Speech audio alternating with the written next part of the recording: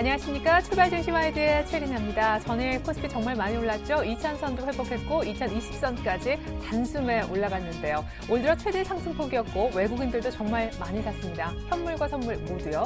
그런데 하필이면 이때 뉴욕 증시에서 안 좋은 뉴스가 터졌습니다.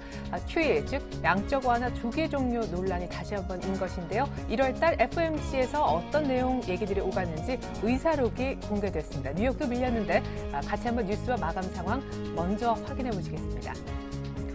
네, 뉴욕 증시는 연준 내 양적 완화 논란이 다시 한번 불거지면서 큰 폭으로 하락했습니다.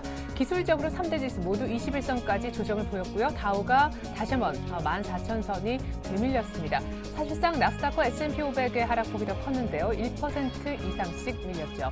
연준의 일부 위원이 FOMC 의사록에 따르면 양적 완화의 규모와 시기를 모두 조정해야 한다라는 의견을 보였다고 하는데요. 이제 이 위원들의 숫자가 더 많아지고 있다는 느낌도 동시에 들고 있죠. 미국의 주택지표도 나왔습니다. 주택지표 내부에서도 혼조되는 그런 양상인데요. 1월달 주택 착공 건수는 예상 밖에 줄었지만 건축 허가 건수, 즉 향후의 수요를 의미하는 이 부분은 2008년 6월이고 최대여서 향후 수요는 괜찮았다라고도 보여집니다. 한편 미국의 역시 지난달 1월 생산자 물가 지표도 공개가 됐는데요. 넉 달 만에 처음으로 반등했다고 합니다. 한편 유럽도 꺾였습니다만 뉴욕 증시처럼 많이 빠지진 않았습니다. 프랑스 그리고 영국, 독일 3대 지수는 소폭 하락하면서 약보합권에서 마감을 했는데요. 미국의 시퀘스터도 이제 열흘도 안 남은 상황 속에서 이탈리아의 총선이 주말로 이제 다가옴에 따라서 역시 정치적 리스크가 유럽 증시를 조금 불안정하게 만들었던 모양입니다. 네, 사실상 야간 선물도 오늘 소폭 밀리면서 끝났기 때문에 또 전일 많이 올랐기 때문에 국내 증시 오늘 조정이 불가피해 보는데요. 먼저 출발 증시와이드 준비한 주요 코너들부터 소개해드립니다. 화면 함께 보시죠.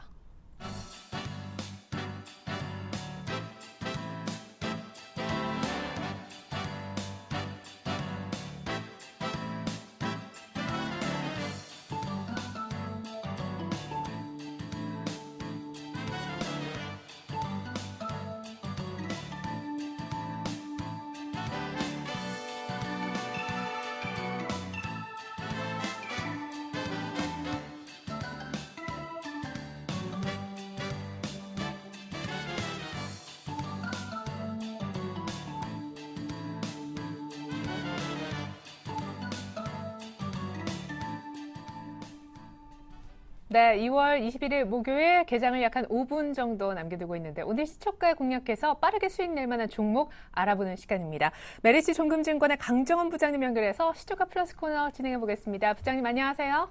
네, 안녕하세요. 네, 전일 재추천이셨고 또 시초가 공략 다시 한번 해보자 하셨던 CU 메디칼 사실 2%가량 갭상승하는 바람에 수익이 크게 나진 않았던 것 같습니다. AS 들어보죠. 네, CU 메디칼 지금 바닥권에서 움직이는 종목이고요. 다음 주 월요일 차기정권 이취임식을 필두로 해서 정책 테마로 또 될 수 있는 그런 종목이기도 합니다. 정부 정책 수혜 모멘텀, 특히 이제 2014년 올해부터 2017년까지 응급 의료 시스템에 대한 투자가 정부에서 결정을 했기 때문에 이 관련 부분에 대한 어떤 매출 기대감 그리고 저점 밸류에이션 한 2만 원대까지는 볼 수 있는 그런 종목이고 조정세 양호한 모습입니다만 바닥권에서 움직이는 모습이기 때문에 계속적으로 보유 전략 제시하도록 하겠습니다. 예. 자, 정부 정책 수혜주로 얘기하셨던 CU 메디컬에 대한 AS 들어봤습니다. 그나저나 오늘 시초가에 또 어떤 종목을 한번 매수해 볼까요? 네, 오늘 시가 공략주는 일진 머티리얼즈를 제시하도록 하겠습니다. 일진 머티리얼즈는 그 일렉포일 등의 제조 공급 판매하는 회사고요. 일렉포일은 그 PCB, 이 반도체와 컨덴서, 이 저항기 등의 이 각종 부품을 이 구리 배선이 가늘게 인쇄된 곳에 끼울 수 있게 되어 있는 그 제품입니다. 이 부품 상호간을 연결시키는 구실을 한다라고 보시면 되겠고요. 회로를 구성하는 얇은 구리막을 말하고 이 동사가 이제 그 본격적인 양산과 판매를 시작한 부분이 이제 1990년대부터인데 일본 수입을 전량 의존했었습니다만 현재는 국내 시장 점유율 1위를 차지하고 있는 그런 회사라고 보시면 되겠습니다. 투자 포인트는 두 가지를 주시는데요. 첫 번째는 실적 악재 해소의 기대감입니다. 4분기 실적은 매출액 670억, 영업이익은 적자를 기록했습니다. 11억 적자를 기록했는데, 특히 이제 공장 이전으로 인한 생산능 감소가 좀 이어졌고요. 이런 그 매출 감소에도 불구하고 적자가 발생하는 이 PCB용 일렉포일 매출 감소로 영업 적자도 전분기 대비해서 11월 감소하는 적자를 기록했는데 당기순이익도 역시 492억 적자를 기록했습니다. 그리고 지난해 12월 말에 이 공장 화재로 인해서 이 재고 손실 약 370억을 기록했고 이 환율 하락으로 인한 환차손 290억이 발생되면서 큰 폭의 적자를 기록했습니다. 지난해 말에 화재가 발생한 공장은 이미 생산이 중단된 공장이기 때문에 이 복구 비용은 발생하지 않는 상황이고 현재는 공장 이전이 진행 중에 있습니다. 생산과 영업 활동에는 차질이 없을 것으로 판단되고 있고요. 이런 부분들이 이제 최근에 악재가 좀 해소되면서 반등, 특히 이제 IT 부품 업종들의 반등세와 더불어서 상승을 기대할 수 있는 그런 요인이라고 보시면 되겠고요. 두 번째는 태블릿 PC 성장의 수혜감입니다. 최근 전북의 그 이산 공장에 이 PCB용, FPCB용 특수 일렉포일 생산량을 좀 2배로 증설했는데요. 스마트폰과 태블릿 PC의 급격한 성장에 발맞춰 지난해 연 550톤 규모의 특수 일렉포일 생산 능력을 올해부터는 2배 이상, 1,200톤 이상으로 확대할 계획으로 했습니다.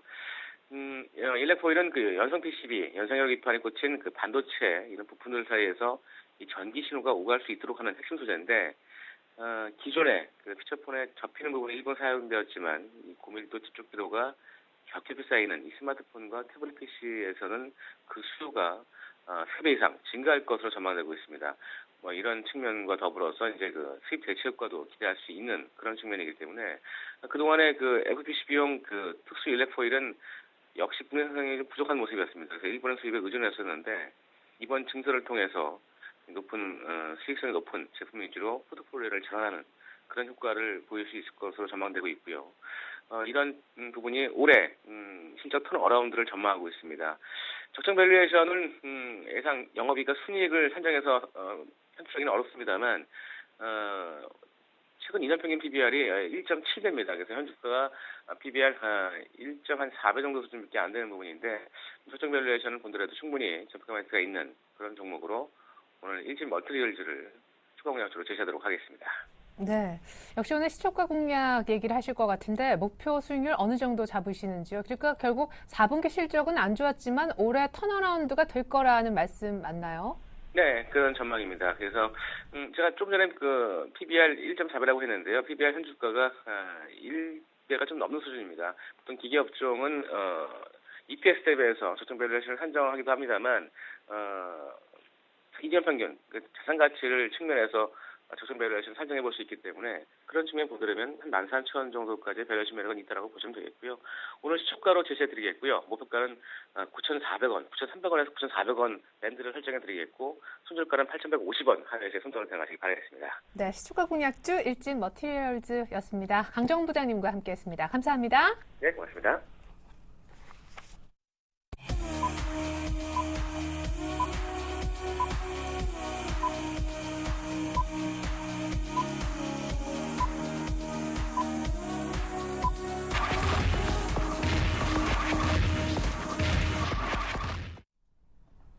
네. 2월 21일 목요일 우리장 이제 막 시작을 했습니다. 제가 오프닝 벨을 한번 울려봤는데요. 전일 너무 분위기가 좋아서 오늘 조금 조정을 받는다 한들 누가 그렇게 걱정할까요? 일단 뉴욕도 조정을 받았기 때문에 QE 조기 종료 영향 우리 증시까지도 있을 것 같습니다. 먼저 코스피 출발 상황 그리고 코스닥의 출발 상황 분석해 주실 두 분의 전문가부터 소개해 드릴게요. 임형식 전문가님 그리고 로즈스탁 이상로 전문가님 모셔보겠습니다. 안녕하세요. 네, 안녕하세요. 반갑습니다. 네. 자, 먼저 임용식 전문가님께서 현재 코스피 상황부터 전해주시죠. 일단 소폭 밀리면서 출발이네요. 네, 그 양호한 조정이라고 보실 수가 있겠습니다. 예. 전에 너무 가파른 상승 흐름이 전개되었기 때문에 금일 그 10포인트 하락한 2014포인트에서 일단 장이 시작하게 되었는데요. 시가총액 상위 종목군들이 전반적으로 약보합권을 형성하고 있는 그런 모습을 보여주고 있습니다. 전일 그 반등 모멘텀이 나타났던 그 포스코가 금일은 다소 낙폭이 좀 크게 나타나고 있죠. 마이너스 1.2% 하락한 36만 원대에서 그 가격이 형성되고 있고요. 전반적으로 그 전일 같은 경우 프로그램 매수와 비차임 매수가 그 동반적으로 그 유입이 됐는데 이러한 요인으로 인해서 시가총액 상위 종목군들이 전일과는 다르게 약보합권으로 기준으로 출발하는 모습을 보여주고 있습니다. 현재 시점에서 뭐 중요한 것은 그 뱅가드 물량이 주간 단위로 한 6,700억 정도 출회해서 한 2,000억대로 감소했다고 하니까 금일 눌림목 조정이 나온다 하더라도 반등 국면이 전개되지 않을까 이렇게 판단이 됩니다. 그렇기 때문에 특징적 요소를 다시 한번 살펴볼까요? 삼성전자의 경우 그 전일 같은 경우 전고점대에 다다르는 150만 원대를 강하게 돌파를 했기 때문에 삼성전자 일단은 뭐 150만 원대 안착된 이후 계속해서 완만한 점진적인 상승 흐름이 전개되지 않을까 이렇게 판단이 되고요. 현대차를 한번 살펴보도록 하겠습니다. 현대차의 경우에도 최근에 엔화 약세에 따른 그러한 악재 요인들이 모두 반영이 되면서 이제는 뭐 20만 원대 안착 기조가 이루어진 이후 다시 한번 완만한 상승 기조로 전환하기 위한 그런 과정에 놓여 있는데 일단 자동차 섹터의 경우는 등락 국면이 전개될 것으로 보여지고 추세적인 상승 흐름은 일단 뭐 IT 섹터가 지속될 것으로 보여지고 전일 특징적 요소로서는 금융과 은행 관련주들의 강세 흐름이 전개됐죠. 전일 같은 경우도 비차익 매수와 프로그램 매수가 동반적으로 유입되면서 은행업종, 특히 신한지주가 강한 상승 흐름이 나타났는데 은행업종의 경우에도 일단 박스권을 돌파하기 위한 그런 과정에 놓여 있다라고 보실 수가 있겠고 특징적 종목은 NHN입니다. 최근 들어서 그 라인에 대한 그러한 가입자 수 증가 이러한 요인들로 인해서 전일 강한 상승 흐름이 전개되는데 금일도 시초가부터 일단은 강보합권에서 출발하는 그런 모습을 보여주고 있고 롯데쇼핑 최근 들어서 그 내수 부진에도 불구하고 견조한 흐름을 보였던 롯데쇼핑 금일 눌림목 조정이 이루어진 이후 순환매 상승 차원에서 반등이 나타날지 한번 지켜볼 대목이고요. 전반적으로 시가총액 상위 종목군들의 경우 약보합권에서 출발하면서 눈치 보기 장세가 전개된다라고 보실 수 있겠습니다. 네.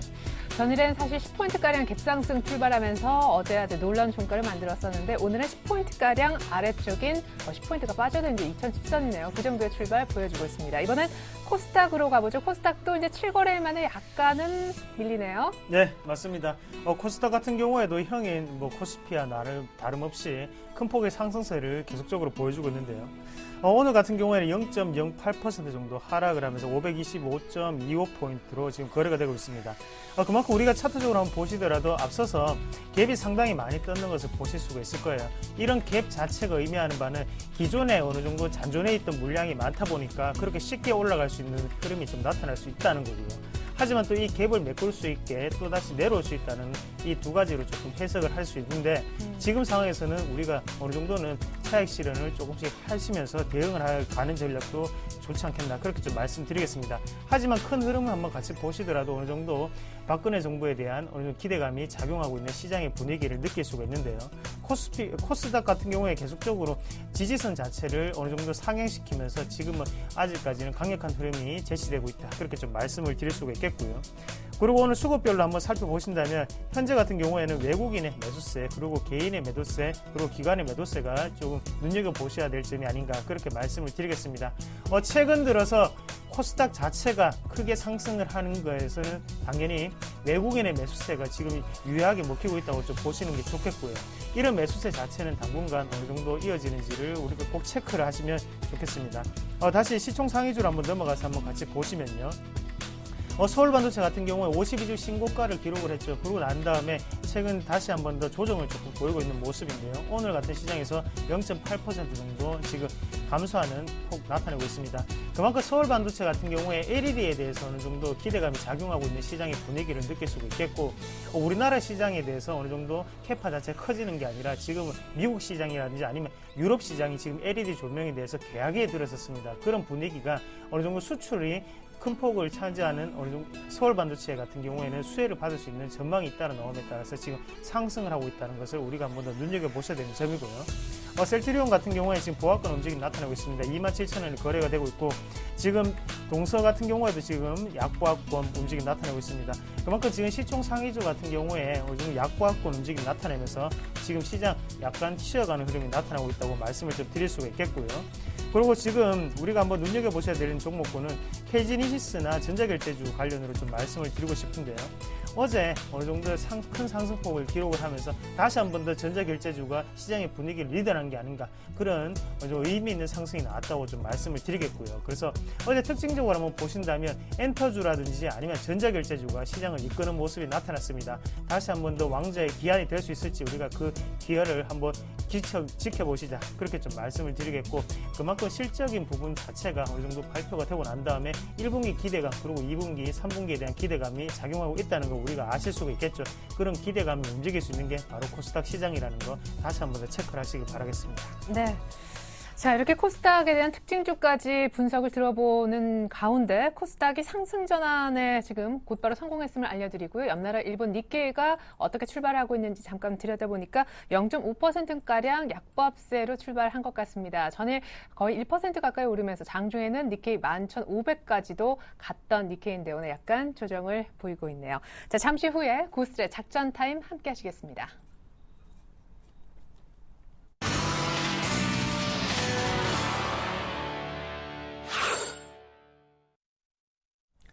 네, 주식회사 알파라이징 스탁의 김도영 대표님의 작전 한번 확인해 보고자 합니다. 김도영 대표님 안녕하세요. 네, 안녕하십니까. 네, 코스피도 오르고 코스닥도 못 가는 건 아닙니다. 코스닥 사자는 의견도 사실 코스피 오르기 직전 많았었고 코스피도 올 만큼 코스닥도 올 만큼 왔는데 오늘 동시에 약간 조정이란 말이죠. 어떤 작전을 세워보면 좋을까요? 자, 우리가 많이 여러분들 생각하실 때 과연 여기서 더 갈 것인가 아니면 어제 너무 슈팅이 갔기 때문에 쉬어갈 것인가인데요. 결론을 먼저 말씀드리면 더 간다라고 말씀 좀 드려볼 수 있겠습니다. 전체적으로 수급적인 측면을 우리가 살펴본다면 외국인들의 현물 쪽에서 유가증권 시장에 매수세가 좀 들어오고 있겠고요. 코스닥 시장에서 조금 소폭이나마 매수가 꾸준하게 들어오고 있습니다. 과연 이 부분이 에너지 응집 부분에서 어제 폭발성이 나왔는데 오늘 마무리가 될 것인가라는 의견이라면 전 더 간다라고 말씀을 좀 드렸습니다. 그렇기 때문에 현재 대바닥권에서 돌아 나오는 종목군도 중요하겠지만 지수 관련된 종목군들은 오늘 고점 부분에서 익절하는 직전까지는 좀 홀딩을 해보자라고 말씀을 좀 드리겠고요. 현재 파생시장의 변동성에 의해서 시장의 움직임들이 좀 더 아둔하게 좀 발생이 되고 있는데요. 그 부분은 추가 상승을 가져오기에는 레인지가 위쪽 상단의 직전 고점 부근으로 형성이 되어 있기 때문입니다. 하지만 이 부분 여파 속에서 시장이 눌려준다라고 하더라도 너무 급작스러운 매도 압박 부분이 나오기보다는 현재 텅텅 비어있는 프로그램의 바스켓 부분, 그 부분까지 매수세로 좀 유입되면서 채워나가기 과정이다라고 말씀드리겠는데요. 금일은 해외 증시에 따라서 모멘텀의 부정적인 여파 속에서 개파락이 나왔지만 이것을 메꾸는 작업 충분히 가능하다. 그렇기 때문에 너무 시장 출발과 함께 개파락 부분에 공포를 느낄 필요는 없다라고 말씀드리겠습니다. 그러면 결론이겠죠. 오늘은 오후장 부근까지 기존에 수익 나고 있었던 종목 또는 지수 관련된 전차라든가 정유화학 등과 같이 지수 관련된 종목군들을 보유하고 계신 분들은 시장 출발과 함께 갭 떨어졌다고 해서 지금 먼저 일단 팔고 가자라고 보다는요. 오후장에서 다시 리바운딩 부분에 양봉을 들여오는 부분에서는 조금씩 순차적으로 분할 매도를 하면서 일단 현금화를 챙겨놓고 다시 한번 눌림목에 제 진입 부분을 노려보자라고 말씀드리겠습니다. 자, 종목을 한번 언급을 좀 드리겠는데요. 그러다 보니 지수가 어제 어머나 이 세상에 라고 할 때로 이제는 해외 증시와 함께 커플링으로 좀 올라갔다라는 거죠. 그 속에서 대한주 요즘 최근에요. 시장의 트렌드가 우리 개인 투자자에게도 희소식이 좀 있습니다. 유가증권 시장과 코스닥 시장을 할 것 없이 대바닥 국면에서 다시 돌아나가는 종목군들이 생겼다라는 거죠. 그만큼 가격 매력이 있는 부분에서 추가 상승 모멘텀을 기대할 수 있다라는 위치입니다. 그 종목으로 두 개를 좀 엄선해 봤는데요. 첫 번째 종목 UV벨록스입니다. 동사는 여러분들이 잘 아시겠지만 스마트카드 부분과 스마트폰에 관련돼서 전반적인 유심카드 부분을 비롯한 부분의 여파를 가지고 있는데요. 또한 국내 내비게이션 팅크웨어를 인수를 하면서 긍정적인 시각을 좀 가져가고 있습니다.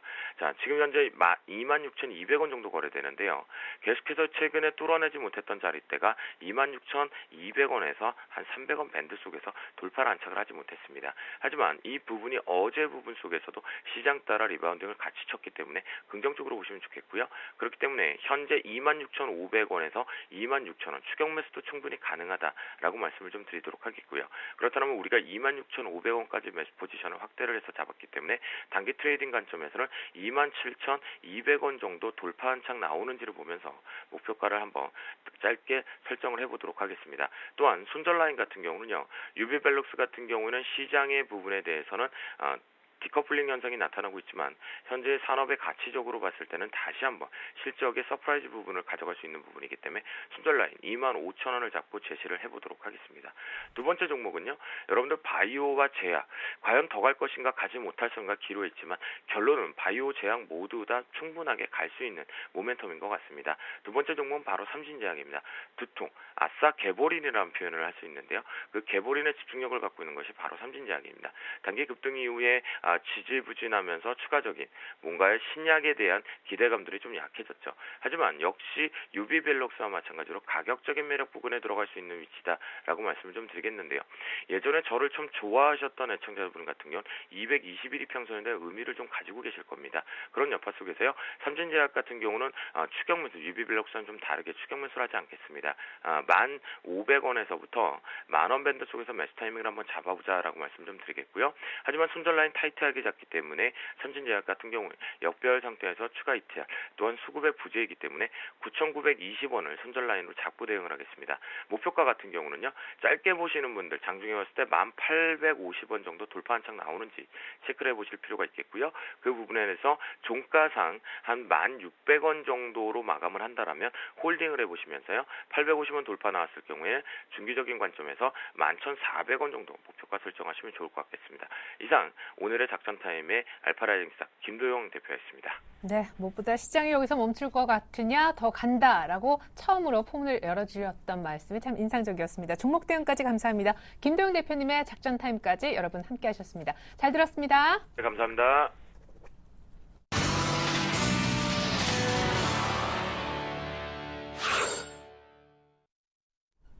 네, 코스피는 숨을 고르고 코스닥은 여전한 외국인들의 매수 때문에 장중 곧바로 상승 전환에 7거래일째 오름세를 띠고 있습니다. 이번엔 외환시장 동향을 살펴보도록 하겠는데요. KB 외환선물 정경팔 팀장님 만나보겠습니다. 안녕하세요. 네, 안녕하세요. 네, 역시 이제 QE 양적 완화 이제 조기 종료 얘기 나오니까 바로 원달러는 1,080원 회복하는 모습입니다. 무엇보다 원엔이 걱정인데 전일 박당선인의 개입 발언이 있었음에도 조용하더라고요, 환시장이. 네, 오늘 서울 외환시장은요, 어제 종가 대비 4원이 상승한 1,080원 50전을 개장했는데요. 개장 이후에는 1,083원까지 상승한 후에 이 시간 현재는 1,081원 90전에 거래가 되고 있습니다. 오늘 환율이 상승 출발한 것은 지난밤 미 연준의 1월 FOMC 회의 의사록이 공개되면서 자산 매입 프로그램이 시장이 예상하던 시점보다 빠르게 종료될 수 있다는 점이 증시와 상품 시장의 급락으로 이어졌고요. 외환 시장 역시 이를 반영하면서 대부분의 주요 상대 통화들이 달러화 대비 약세를 보이면서 원화 역시 이 과정에서 동반 약세를 보였기 때문입니다. 글로벌 달러는 지난해 12월에 FOMC 회의 의사록 공개 당시에도 이번과 같은 반응을 보인 바가 있습니다만 당시에는 양적 완화 조기 종료에 대한 의견을 제시한 위원이 소수에 불과했다는 점 때문에 달러와의 강세는 단기에 끝나는 모습을 보였습니다.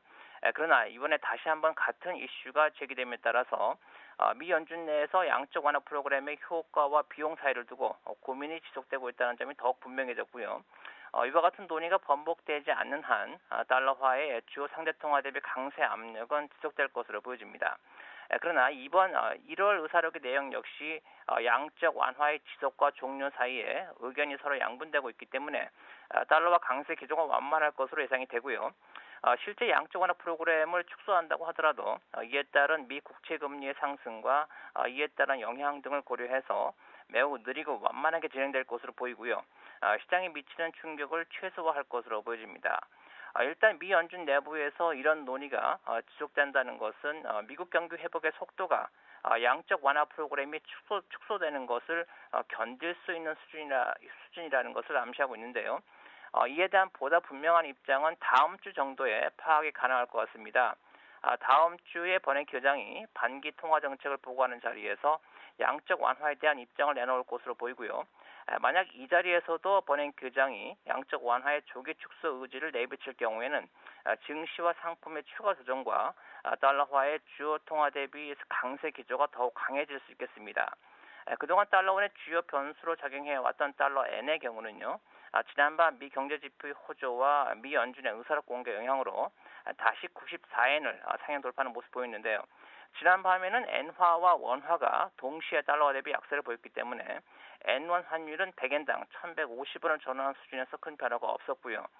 이 때문에 서울 외환시장에서는 미연준 의사를 공개에 따른 달러원의 반등에도 불구하고 N1 환율 관리를 위한 당국 개입에 대한 경계감은 지속될 것으로 보여집니다.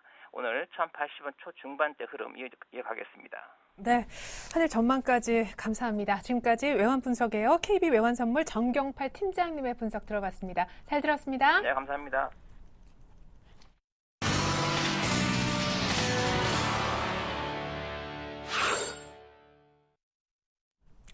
네, 현대시가 코스피는 여전히 약보합세이고요. 코스닥은 상승 반전에 성공한 이후 계속해서 상승세가 유지가 되고 있습니다. 오늘 특별한 어떤 흐름을 보여주는 그런 섹터나 종목은 어떤 것들이 있는지 상세하게 그리고 빠르게 브리핑해드리겠습니다. 자, 전일 아까 삼성전자하고 현대차가 강세여서 잠깐 우리 이명식 전문가님이 짚어주셨는데 오늘은 현대 엘리베이터 유중 때문에 크게 현대 엘리베이터와 현대상선이 같이 급락을 하고 있네요. 네, 잠시 내용을 살펴보니까 크게 우려할 사항은 아닌 것 같습니다. 현재 엘리베이터와 현대상선 관계를 같이 보셔야 할 텐데요. 현대 엘리베이터의 경우에는 그 2대 주주인 독일계 신들러에서 금융 상품을 이용한 현대 엘리베이터의 현대상선 지분 확대를 법적으로 지금 제동을 걸고 있는 그런 상황입니다.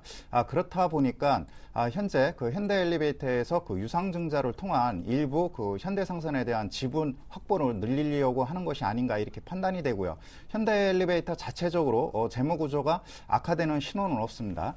그렇기 때문에 일단은 유상증자의 목적이 뭔지 좀 더 한번 살펴볼 필요가 있겠고요. 다음으로는 현대상선입니다. 현대상선의 경우 최근에 실적 발표했는데 실적이 썩 안 좋죠.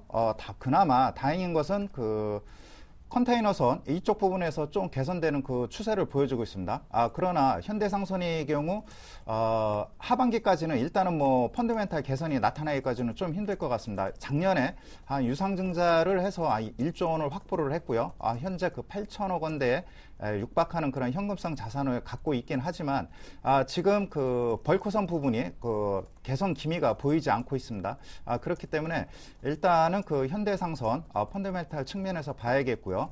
그 다음에 현대 엘리베이터와 현대상선의 지분 관계에 있어서는 현재 상황에서는 그다지 가격에 민감한 그런 상황으로 반영되지 않고 있는 그런 상황에 놓여 있기 때문에 현재 시점에서는 일단은 평범한 수준의 그런 상황이라고 보실 수가 있겠습니다. 네, 자 이번에는요 지금 박근혜 정부 새 출범을 앞두고 들썩이고 있는 테마주 쪽을 살펴보겠습니다. 오늘 시작과 동시에 코스닥에 있는 코미팜이라는 종목이 왜 상한가에 들어가서 출발하나 했었는데 써니전자의 대표님이 이쪽으로 가신다. 네, 맞습니다. 써니전자는 자진 사임을 하고요. 예. 대신에 안철수 연구소에 있던 전 부회장이죠. 그분이 다시 코미팜에 어느 정도 주주로 올라섰습니다. 그러면서 장내 매수까지 같이 하는 모습이 나타났는데요. 그러면서 오늘 갭 상승을 하고 오늘 상한가에 도달하는 모습이었습니다. 네. 그만큼 테마라는 게 상당히 지금 무섭다는 걸 우리가 한 번 더 아실 수가 있겠고요. 그만큼 코미팜 같은 경우에 우리가 주로 하는 일이 뭔지 좀 아셔야 되는데요. 일단 주로 하는 일 같은 경우에는 백신 연구 사업을 하고 있죠. 그만큼 이렇게 컴퓨터 바이러스에 대한 백신이 아니라 동물용 백신을 생산하는 업체고 거기에 대해서 매출 같은 경우에도 그리고 재무제표를 한번 같이 보시더라도 가치가 어느 정도는 있는 기업입니다. 그렇기 때문에 이렇게 상한가를 갈 수 있을 만큼의 여력이 좀 있다고 생각을 하고요. 테마성 재료만으로 간다고 하더라도 그때는 조금 더 부족한 부분이 분명히 보일 건데 그런 테마와 그리고 실적적인 분위기, 호조세가 그리고 장내 매수가 다 같이 겹치면서 이런 큰 상한가가 불러오지 않았나 그렇게 좀 말씀을 드릴 수 있겠고요. 네, 그럼 이제는 테마 색깔을 안고 가면 엄청나게 뛰겠어요? 네, 일단은 지금 한번 같이 보시더라도요. 네. 하단에 어느 정도 물량이 매집된 구간이 지금 보이는 걸 보실 수가 있을 겁니다. 그래서 그래요? 1차적으로 하단에서 물량을 잡아줬죠. 이때부터 이제 물량이 좀 시작됐다고 보시는 게 좋겠고. 알았나 봐요. 미리 이런 부분은 대부분 다 이제 선반영이 되는 경우가 상당히 많습니다. 그렇죠. 그리고 대표가 다시 바뀌는데 직원들께 그런 얘기를 안 했겠습니까? 그러게요. 당연히 자사 안에서 그런 모습이 분명히 나타났을 거고요. 그러면 코미팜을 지금 이제 따라가는 거는 참 지금은 당분간 좀 조정이 나오고 난 다음에 추가적인 급등세는 나올 수가 있습니다. 네네. 일단 그런 부분은 확실하게 좀 말씀을 드릴 수가 있겠는 게 일단 박스권을 돌파해서 오늘 같은 경우에도 어느 정도 그 부분 자체를 지지를 받고 난 다음에 올라갔거든요. 그리고 거래량을 밑에 보시도 터지지 않았습니다. 그만큼 아직까지 잠재되어 있던 물량이 털 시기가 아니라는 거죠. 그래서 지금 주가상으로 한번 보시더라도 뭐 가격 단가 같은 경우에는 한 7,000원에서 6,500원 정도 예상해 볼 수가 있겠는데요. 아직까지 2배수가 되지 않았죠. 그래서 일단은 당분간은 가지고 계신 분이 혹시나 있으시면 홀딩을 하시고 안 가지고 계신 분 같은 경우에는 여기에 있는 만원선 자체를 좀 지켜주는지 여부를 우리가 한 번 더 체크를 하시면 좀 좋을 것 같아요. 그리고 한 가지 더 보셔야 되는 점은 당연히 거래량이겠죠. 그래서 거래량이 분출이 된다면 그때는 어느 정도 순매집 자체가 조금 바뀐다고 조금 체크를 해보시고요. 거래량이 안 나온다면 아직까지 물량 자체는 잠재되어 있구나. 이런 부분을 우리가 아시면 좀 좋을 것 같고, 그리고 써니전자 같은 경우에는 한번 같이 보시면 추가적인 하락세가 좀 나타나고 있습니다. 그래서 이러면 못 파는데요. 계속 예, 점 맞습니다. 하한가. 이렇게 점 하한가가 가게 되면 물량이 계속적으로 하한가에 잡히는 모습이기 때문에 팔기가 상당히 어렵죠. 네. 그래서 지금 같은 경우에는 뭐 대표가 뭐 송태종이시죠. 뭐 지금은 어느 정도 자진 사임하는 모습이 나타나면서 이제 안철수 테마주와 관련이 없어졌구나, 이런 분위기에서 지금 빠지고 있는 거고요. 그만큼 주가는 다시 한 번 더 써니전자 자체 그리고 펀더멘털적인 가치에 맞춰서 주가는 다시 한 번 더 따라가는 모습을 보일 확률이 상당히 높다고 좀 말씀을 드리겠고, 이런 모습 가운데서도 우리가 한번 보셔야 되는 게요.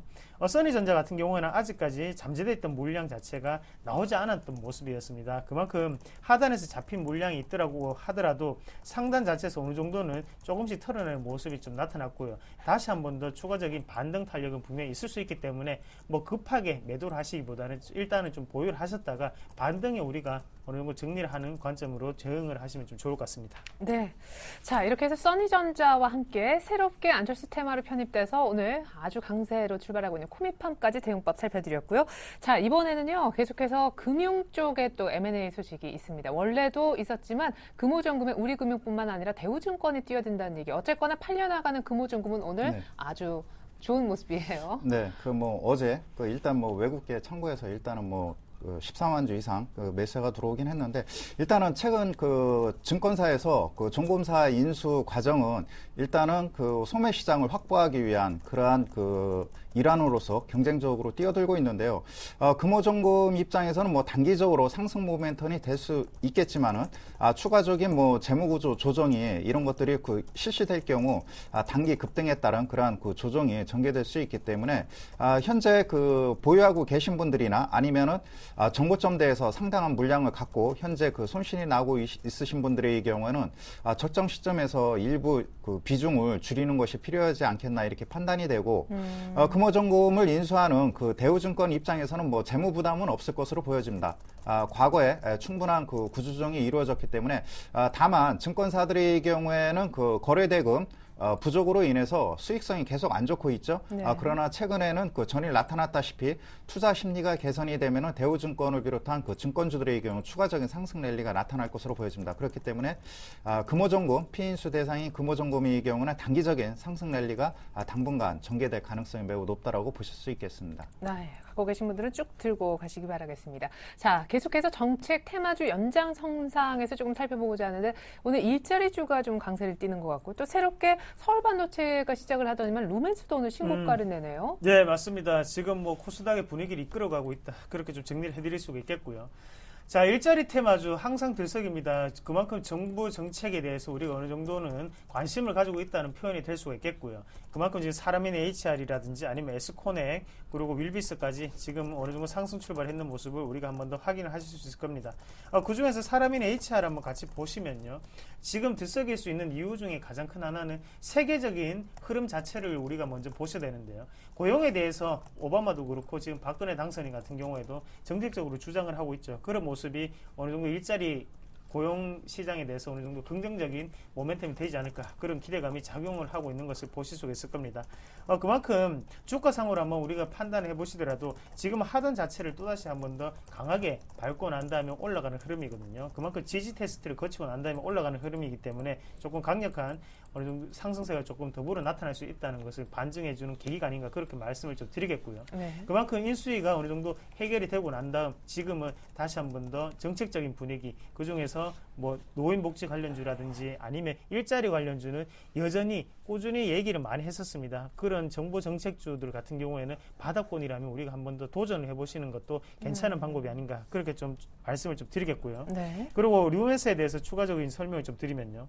루멘스 같은 경우에는 한번 보셔야 되는 게 꼭 얘기가 가장 많이 나오는 게 바로 삼성전자 얘기입니다. 그만큼 삼성전자가 어느 정도 우호적인 관계를 가지고 있는 거고 대부분의 납품을 삼성전자 쪽에 하고 있다는 거죠. 어디에 들어가느냐 하면 LED TV 쪽에 가장 많이 들어가고요. 거기에 대해서 또 조명 시장에 대해서도 어느 정도는 지금 점유율을 가지고 있는 업체이기도 하고 그래서 우리가 흔히들 LED 산업이라고 할 때 가장 먼저 떠오르는 게 바로 서울반도체입니다. 서울반도체 같은 경우에는 저가 LED형 시장에서 강력한 모습이 나타나고 있고 대신에 루멘스 같은 경우에는 협력업체이기 때문에 어느 정도 삼성전자라든지 이런 대기업 쪽에 납품을 하는 그런 양상이 나타나고 있다. 그렇게 보시는 게 좋을 것 같고요. 네. 그래서 수출적인 기여도를 한번 보신다면 루멘스가 대기업의 힘이 비벼 좀 더 멀리 빠져나가는 게 아닌가 그렇게 조금 보시는 게 좋겠습니다. 그래서 그만큼 루멘스 같은 경우에도 시장이 LED 시장이 어려웠을 때도 실적 같은 경우에는 꾸준히 나타났습니다. 그만큼 그런 분위기 자체가 조금 더 추가적인 반등을 일으키는 계기가 될 수 있겠고요. 그래서 LED 중에서도 핫토픽 중에 핫토픽이 바로 루멘스하고 서울반도체가 아닌가 그렇게 좀 말씀을 드릴게요. 지금도 매수를 하셔도 괜찮은 구간이라고 말씀드리겠습니다. 네. 자, 그리고 통신주 잠깐 요청을 좀 드릴게요. 한때 참 좋았던 통신주가 이렇게 가나 싶었는데 요 며칠 참 조정을 보이고 시장이 이제 가버리니까 통신주는 어디로 사라졌는지 지금 묻히고 있습니다. 이 정도에서는 이제 팔아야 되는지 갖고 계신 분들. 네, 일단은 참 그 포트폴리오 변화가 빠르게 나타나고 있는데요. 그러니까요. 일단 뭐 차트 먼저 한번 살펴볼까요? 네. 통신주 그 3, 4 모두 약보합권을 형성하고 있죠. 그 최근에 견조했던 SK텔레콤을 한번 흐름을 살펴보도록 할까요? 보시면은 그 SK텔레콤 지난번에 그 18만 5천 원대 부분에서 대량 거래가 형성된 이후 계속해서 지속적으로 그 거래량이 감소하고 있는 그런 모습을 보여주고 있습니다. 그렇기 때문에 당분간 조정 국면이 전개될 것으로 보여집니다. 이러한 현상은 최근에 그 한국전력이라든가 가스공사 쪽으로 매수세가 다시 유입되고 있는 그런 모습을 보여주고 있습니다. 통신주와 그 가스공사, 한국전력 최근에 가격 조정을 마무리하고 다시 반등을 보여주고 있는데 현재 내수주에서 유틸리티 관련주, 한국전력, 가스공사, 통신 섹터, 그 다음에 금융주 섹터의 경우에는 돌아가면서 네, 그 비차익 매수와 특히 그 프로그램 차익성 매물이 그 집중적으로 그 유입됐다 빠져나갔다 하면서 가격 변동성이 크게 심화되고 있는 그런 모습을 보여주고 있습니다. 중요한 것은 가스공사 일단은 뭐 산업용 주택용 요금을 한 4.4%씩 평균적으로 올렸기 때문에 이에 따른 기대감이 반영되고 있다라고 보실 수 있겠고 정책과 관련된 이러한 뉴스 관련에 있어서는 그 투자자 여러분들이 발빠르게 대처하기 힘들기 때문에 기관들의 수급 동향을 보고 대응할 필요가 있겠고 통신주에 과도하게 쏠리신 분들의 경우에는 일단 뭐 가스공사라든가 이쪽으로 일단은 뭐 분산 투자 차원에서 이동하는 것도 괜찮다라고 보여집니다. 네, 메이저의 눈에는 크게 방어주로 이제 통신주만 있는 것이 아니라 이런 한국가스공사 또 한국전력 같은 유틸리티 쪽도 있으니까 요즘은 또 이쪽 분위기라고 하네요. 통신주 보유자들은 참고 바랍니다.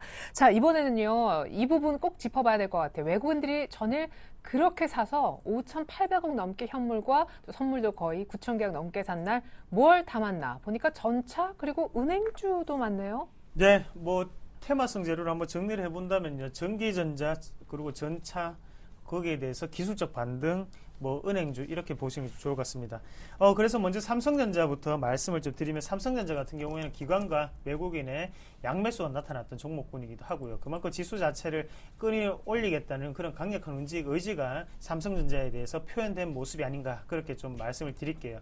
우리가 삼성전자에 대해서 걱정을 하셨던 분들이 상당히 많으시죠. 하지만 지금 같은 경우에는 당분간 홀딩을 해야 되는 자리가 아닌가 그렇게 좀 말씀을 드리겠고 그만큼 지수를 올리기 위해서는 지금은 삼성전자가 필수적으로 무조건 가야 된다고 말씀드릴게요. 아직까지 시장의 분위기 자체는요. 경기부양 관련주라고 하죠. 에너지라든지 화학주 자체가 올라오기에는 실적적인 부분은 개선이 되지 않고 있습니다. 그런 부분 자체에서 우리나라 증시를 다시 한 번 더 올릴 수 있는 것은 바로 전기전자 쪽밖에 없다고 말씀을 드리겠고요. 거기에 대해서 지금 신정부 정책, 그만큼 금리 인하 소식이 뭐 우리가 예상을 하고 있죠. 그런 면에서 지금 현대차가 또 반등이 일어나는 모습이 아닌가 그렇게 좀 정리를 해드릴 수가 있겠습니다. 당분간은 삼성전자에 대해서 박수권 흐름이 나타날 확률이 상당히 높은데요. 지금 158만 원을 어느 정도 고점을 하고 하단 같은 경우에는 140만 원을 하단으로 보고 어느 정도 박수권 매매에 우리가 동참하는 전략이 좀 더 낫지 않겠나 그렇게 좀 정리를 해드리겠고요. 다음으로 현대차로 넘어가서 추가적인 설명을 좀 드리면요. 현대차 같은 경우에 우리가 주가에 대해서 회의감이 조금 드실 수도 있을 겁니다. 왜 그런 말씀을 드리냐면 항상 내려가다가 또 그렇다고 또 계속적으로 내려가는 건 또 아니죠. 그만큼 수급적인 부분에 대해서 또 개선이 되고 엔화 약세가 되고 있는 과정에서도 우리는 다시 한 번 더 현대차의 반등을 보실 수 있었는데 그만큼 유럽 판매에 대해서 어느 정도 긍정적인 목표치가 나타났다는 것을 먼저 일단 첫 번째 호재를 들 수가 있겠고요. 하지만 가장 근본적인 호재 자체는 박근혜 정부에 대해서 어느 정도 호재거리죠. 어느 정도 금리 자체를 인하함으로써 우리나라 현대차에 대해서 경쟁력이 다시 한 번 더 올라갈 수 있는 계기가 아닌가 그런 기대감이 솔솔 나오고 있다고 말씀을 좀 드릴 수 있겠으며 지금 같은 경우에는 하단에 있는 박스권 자체에 지금 머물러 있는 모습이기 때문에 우리가 아직까지는 기술적 반등으로 보셔야 되지 지금 추세적으로 현대차도 다시 가겠구나 이렇게 판단하시고 가져가시는 거는 조금 무리가 아닐까 그렇게 말씀을 좀 드리겠습니다. 네, 좋습니다. 그러면은 우리 이상로 전문가님은 오늘 장에 어떤 말씀을 이제 조언으로 해주실 수가 있는지 외국인들이 다시 이렇게 많이 살 때는 어쨌거나 기술적 반등을 노리고서라도 전 차를 살 수밖에 없는 것이 우리 시장의 구조인데요. 예, 뭐 전체적으로 총평을 한번 해본다면요. 네. 기대감은 가지되 현재에서는 욕심은 버리자 그렇게 말씀드리겠습니다. 대형주에 관해서는 우리가 3분의 1 분할 매도 관점에서 좀 접근을 하셔야 될 것 같고요. 그만큼 지금 2020포인트 위에는 자문형 랩이라든지 아니면 주식형 펀드 물량이 12조가량 있습니다. 그 물량 자체를 뚫기 위해서는 외국인의 매수세라든지 아니면 기관의 매도세 자체가 없어져야 되고요. 하지만 그렇게 한 번만에 뚫기는 지금 시장의 분위기는 사실상 어렵지 않겠나. 그래서 우리는 분할 매도로 대응을 하시고 하단에서 다시 한번 잡는 그런 쇼커버링 전략이 좀 더 필요하지 않을까 그렇게 말씀드리겠습니다. 네, 그러면 지금 생각하시는 다시 빠질 수 있는 시장의 하단은 어느 정도 라인인 겁니까? 네, 지금 부분에서는 미국 시장과 마찬가지로 지금 옆으로 행보를 하면서 어느 정도 고가놀이를 할 확률이 상당히 높다고 좀 보는데요. 지금 그렇게 벌써 올렸기 때문에 쉽게 빠지기도 힘들고 대신에 거기에 대해서 대형주가 한번 쳐줬으니까 지금은 순환 매개통으로 해서 중형주 아니면 소형주 쪽으로 넘어가는 분위기가 나타날 확률이 좀 높다. 그렇게 말씀드릴게요. 네. 자, 우리 이명식 전문가님도 한마디가 궁금하고 사실 어제 외국인들의 그 순매수 종목 바구니를 보고 또 어떤 생각을 가지셨는지도 궁금한데 다들 이제 전체 군단이 뭐 다시 부활하나 이런 얘기도 나오면서 추가 상승 뭐 이런 베팅도 있는데 오늘은 좀 쉽니다만. 네. 일단은 뭐 전에 강세를 보였던 그 자동차 섹터를 보면은 중국에서 1월달 판매량이 66%가 올랐고요. 미국이 29% 올랐습니다. 즉, 일본 빅3에 비해 판매 실적이 상대적으로 컸습니다. 그렇기 때문에, 현재는 그런 것 같습니다. 과도하게 지나친 낙관적으로 인해서 대형주라든가 소형주에 쏠렸던 포트폴리오를 좀 비중 조절을 해야 되는 그런 상황이 아닌가 이렇게 판단이 됩니다. 예를 들어서 IT 자동차 섹터의 경우 환율이라든가 기타 여러 가지 악재 요인이 해소되면서 일단 펀드멘탈은 건실하다는 게 판단이 됐습니다. 그렇기 때문에 소형주 쪽으로 기피했던 투자자들의 경우는 대형주 저점 매수 기회를 한번 삼아야겠고요. 반면에 일부 IT 섹터 쪽으로 과도하게 소형주로 몰렸던 분들의 경우에는 네. 반대로 일부 대형주의 경우, 우량주들의 경우 저점 매수 기회가 살아나고 있고 투자 심리도 개선되고 있습니다. 그렇기 때문에 적절한 그러한 포트폴리오 비중을 조절해야 되는 시기로 삼아야 될 것으로 보여지고요. 네. 일단은 현금도 적절하게 보유를 해야겠죠. 현재는 뭐 투자 심리가 개선되고 있기 때문에 특히 수급이 좋아지고 있습니다. 그렇기 때문에 시장에 대해서 좀 긍정적으로 낙관적으로 갖고 대응할 필요가 있다라고 보여집니다. 예, 저도 이명식 전문가님 말씀에 굉장히 크게 공감을 표하고 싶습니다. 일단 코스닥에서 신고가 내는 종목만 계속 들고 가지 마시고 코스피 쪽도 전반적으로 돌아가면서 올라갈 수 있으니까요. 순환매 생각해서 조금 같이 올라갈 수 있겠다 싶은 종목 여기저기 조금 비중 조절을 통해서 담아가시면 좋을 것 같습니다. 오늘 출발 증시 상황 분석과 더불어 오늘장 도움 말씀까지 주셨던 이명식 전문가님 그리고 이상로 전문가님과는 여기서 인사 나눠야겠네요. 감사합니다. 예, 고맙습니다.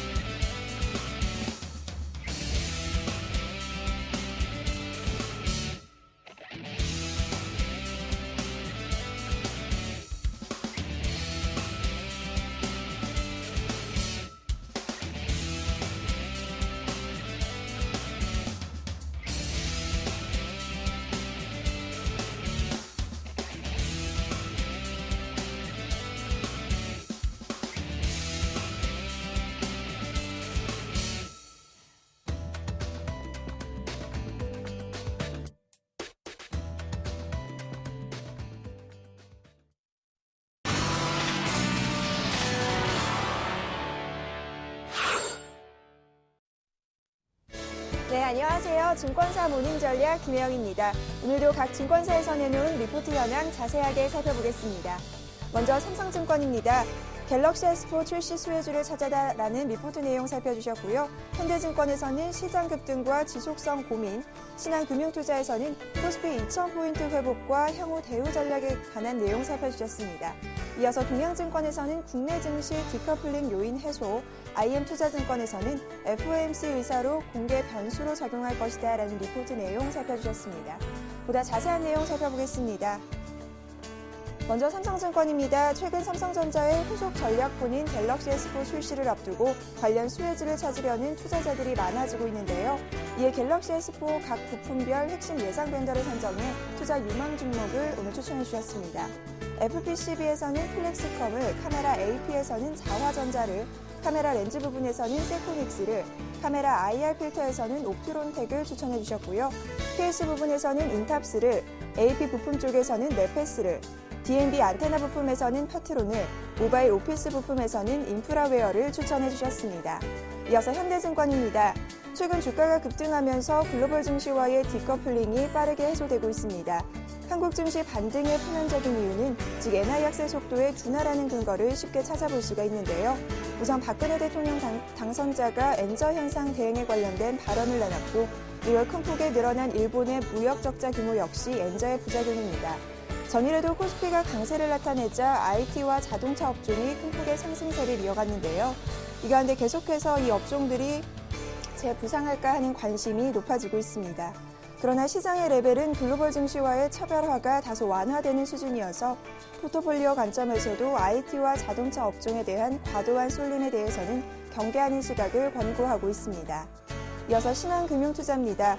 1월 중순 이후 한 달여 만에 코스피가 2000포인트를 또다시 회복했습니다. 이번 반등 국면 목표치는 2150포인트 전후로 예상되고 있는데요. 이 같은 반등의 축에는 외국인의 환차익 욕구 소멸에 따른 디커플링 해소 진행과 미국 기업 경기 회복 합류 신호를 줄 수가 있습니다. 이 가운데 투자 전략을 세워보면 추격 매수로 서두를 필요 없이 숨고르기 조정 시마다 매수로 대응한 것이 바람직할 것으로 보입니다. 이어서 동양증권입니다. 국내 증시는 글로벌 증시 대비 상대적 부진에서 벗어나 전일 2000선을 재탈환했는데요. 지난 주말 현우석 KDI 원장이 경제부총리에 내정되며 경기 부양 기대감이 높아졌고 전일 박당선일의 환율 안정 필요성 언급 역시 일방적인 원화 강세에 대한 우려가 크게 완화되고 있습니다. 또한 일본의 무역 적자 확대로 일본 정부가 엔화 약세 속도 조절이 나타날 것으로 예상됩니다. 네, 이어서 오늘은 IM투자증권의 주대영 대리님 연결해 보다 자세한 리포트 내용 살펴보겠습니다. 안녕하세요. 네, 안녕하세요. 네, 자세한 리포트 내용 살펴주시죠. 네, 지금 미 다우지수가요 14,000선 5년 내 최고치에 있는데요. 갑작스럽게 좀 요동치고 있습니다. FOMC 의사록이 발표된 직후 다우지수가 한 100포인트 정도 밀린 건데요. 연준 의원들이 예상보다 좋은 경제 지표로 인해서 양적 완화 조기 종료 카드를 좀 꺼내들고 나왔다는 얘기인데요. 이는 기존의 양적 완화 틀을 완전히 깨는 그런 발언이죠. 실업률 6.5% 아래로 내려가기 전까지는 매달 850억 불의 채권 매입을 지속하겠다는 것을 제동을 걸 수 있다는 건데요. 우려가 현실이 되기에는 좀 힘든 상황으로 보여지는 만큼 다우지수의 하락은 정치권의 이벤트로 좀 보여지고 있습니다. 하지만 독일, 프랑스를 중심으로 변동성이 점점 증대되고 있는 만큼 위급한 상황으로도 치달을 수 있으니까 견제는 좀 필요해 보이는 구간이고요. 다우지수도 지금 14,000선에서 지리한 박스권에서 좀 벗어날 움직임이 포착되지는 만큼 방향에 대한 고민보다는 속도에 대한 고민을 더 좀 신경 써야 될 부분으로 보여지고 있습니다. 국내 시장 좀 살펴보도록 하겠는데요. 역시 주도주는 전차군단이고요. 조선철강 증권 쪽에 약진이 좀 두드러지는 모습입니다. 모처럼 외인들이 현선물 동시 순매수로 지수를 끌어올린 만큼 그동안 상대적으로 약세에 있었던 국내 시장에 좀 활력을 불어넣고 있는데요. 금일 같은 경우도 한 500억 정도 순매수해주면서 전일 5천억 정도 현물 매수에 뒷받침해주는 그런 모습을 보여주고 있습니다. 역시 신정부 기대감에 대한 저가 메리트가 같이 이제 부각되는 것으로 보고 있고요. 불붙은 외인들의 현물 매수가 어느 정도 이어지는지 지켜보시면 될 것 같습니다. 관심 종목은요, 지난주와 같은 세아베스트라고 SL입니다. 네, IM투자증권 주대영 대리님께 자세한 리포트 내용 들어봤습니다. 감사합니다. 네, 감사합니다. 네, 증권사 모닝전략 김혜영이었습니다.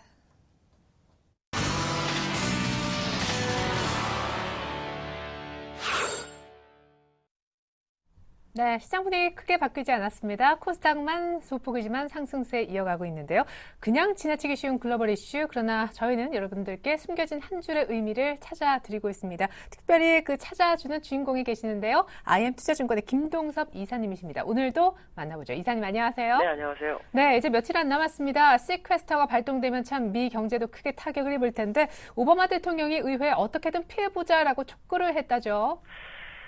시퀘스터가 만약에 진행이 되면 일단 올해 850억 달러, 우리나라 돈에 한 91조 6천억 정도가 예산이 자동 삭감이 되는데 이게 대부분은 이제 그 연방정부 기관들과 연결이 돼 있고요. 또 학교라든가 경찰서, 소방, 일반 행정 뭐 이런 쪽에 많이 연결돼 있다고 합니다. 그래서 실업률이 상당히 높아질 수 있는 부분이기 때문에 오바마 대통령이 이것을 그 연장하거나 협상을 해야 한다라고 하는데 지금 그 미국 의회는 이번 주까지 휴회고요. 다음 주부터 다시 개회를 합니다. 그러니까 협상할 수 있는 시간이 그렇게 많지 않은 상황이죠. 그렇기 때문에 협상이 안 되더라도 연장 가능성에 대한 부분을 한번 생각해 봐야 될 것 같고요. 지금 그 시장에서 그 공화당은 시퀘스터에서 양보를 하지 않겠다라는 분위기를 띄우고 있고 실제로 재정적자 감축에 대해서 4조 달러 정도, 10년 동안 4조 달러 정도를 주문하고 있고요. 백악관에서 1조 5천억 달러 정도를 얘기하고 있는데요. 이제 갭이 굉장히 크죠. 그거에 대한 어떤 그 중간에서 완충 역할을 하는 정도의 제안이 들어왔는데 이게 이제 심슨하고 볼즈라는 공화당과 전 민주당 의원이 이제 제시했는데요. 그거는 이제 한 2조 4천억 달러 정도 되는데 보건과 사회보장 등에서는 재정 지출을 삭감하고 세금 감면을 좀 해야 되지 않느냐. 그리고 오바마 같은 증세에 대한 얘기를 하고 있거든요. 근데 이게 지금 시장의 좀 분위기가 좀 이상한 게 작년 연말만 해도 이 재정절벽 이슈가 시장에 문제가 됐을 때 시장이 뭐 붕괴될 것 같은 분위기로 이끌더니 이번에는 아무 그 분위기가 연출되지 않죠. 서로 얘기는 오가고 있지만 시장은 담담한 모습입니다. 특히 오늘 미국이 조정을 줬는데 이게 시퀘스터의 조정보다는 FOMC 의사록을 공개되면서 양적 완화가 좀 종료 가능성에 대한 얘기가 나오면서 주가가 좀 빠졌었거든요. 시퀘스터가 문제가 된다면 사실 오늘 거래량을 수반하는 조정이 나왔어야 되는데 미국은 사실 오늘 거래량이 그렇게 많지가 않은 상황이었습니다. 이런 걸로 본다면 어떤 재료를 이용해서 주가의 하락을 만들고 그 하락 속에서 그동안 베팅 못했던 어떤 그 자금이 시장으로 들어오는 것이 아닌가 이렇게 판단을 좀 해볼 수 있고요. 현재로 봤을 땐 제가 볼 때는 시퀘스터 문제는 잘 해결될 거라고 판단하고 있습니다. 항상 그 생각해야 될 것 중에 하나는 미국은 국민을 담보로 해서 전략적인 싸움을 잘 하지 않는 나라이기 때문에 국민의 이익을 위해서는 최선을 다한다라고 본다면 지금 조정은 어떻게 보면 추가적 다시 상승하기 위한 에너지 축적 기간으로 보셔야 될 것 같고요. 시퀘스터 문제는 아마 잘 해결될 거로 예상하고 있습니다. 네, 또 앞서서 이제 학습 효과도 있을 거고 진짜 생각해 보니까 이번에 시퀘스터로 많이 떠들지 않고 있는 것 같네요. 유로존 얘기해 보죠. 재밌게도 유럽의 은행권들이 유럽 중앙은행으로부터 이제 달러화 대출을 안 받으려고 한다는 뉴스가 지금 들어와 있습니다. 이제 자금 사정이 나름대로 좋아졌나 봐요. 예, 지난번 2011년도 중반 정도만 해도요, 그 유로존 은행들이 달러가 없어서 은행들이 문제가 좀 많이 됐거든요. 그래서 22 유럽 중앙은행에서 FRB하고 무제한 그 통화 수합을 맺었었거든요. 그래서 달러를 가지고 오고 그 달러를 저리 0.65% 정도 되는 고정금리로 이제 대출을 해줘서 달러의 수요를 막아줬었는데 이번에는 아예 응찰이 없죠. 단기 대출을 달러와 단기 대출을 하겠다 했는데 응찰이 없다라는 겁니다. 이것으로 보았을 때 일단은 그 수급 여건이 상당히 좋아졌다라고 봐야 될 것 같고 유동성 확보가 충분히 되고 있다는 것을 나타내고 있고요. 또 0.65%보다는 낮은 자금으로 달러를 빌릴 수 있는 능력이 생겼다라는 거죠. 그 얘기는 향후 시장의 신용 경색이 좀 괜찮아지면서 주가를 부양시킬 수 있는 기회가 오지 않나 이렇게 생각을 해봐야 될 것 같습니다. 네, 무엇보다 우리 김동섭 이사님께서 전일에 키포인트로 말씀해 주셨던 내용이 글로벌 증시와 발을 맞추기 위한 그야말로 커플링이 되기 위해서는 외국인들 선물 쪽 수급이 좋아져야 된다 그랬는데 네. 전일 진짜 많이 좋아졌습니다. 한간에는 이게 이제 엔저 우려가 완화돼서라는 분석도 있는데 오늘 약간의 뉴스하고요. 마지막으로 오늘장 조언한 말씀 같이 좀 부탁드릴게요. 네, 엔저가 더 진행되기 좀 어렵다는 얘기가 많죠. 왜냐하면 일본에서 에너지 수입 가격이 급등하면서 추가적 엔저 가능성이 좀 문제가 좀 될 수 있는 부분이 있고요. 또 메르켈 총리가 달러 유로에 대해서 1.3에서 1.4 정도를 제시를 했거든요. 적정 수준을요. 그 얘기는 이제 엔저가 더 돼서 유로화 강세가 더 되는 것을 원치 않는다라는 얘기를 하고 있고요. 또 일본에서는 그 외채를 매입해 줘야지만 엔화가 더 약세가 되는데 외채 매입은 안 한다고 합니다. 그렇기 때문에 추가적인 경기 부양을 한다 할지라도 그것이 엔저로 갈지에 대해서는 좀 더 지켜봐야 될 것 같고요. 특히 우리나라 박근혜 대통령 당선자가 엔저의 선제적 대응 가능성을 제시하면서 추가적 엔저보다는 오히려 현재 수준이나 엔고 쪽으로 움직일 수 있는 그런 부분이 있지 않나 이렇게 판단하고 있고요.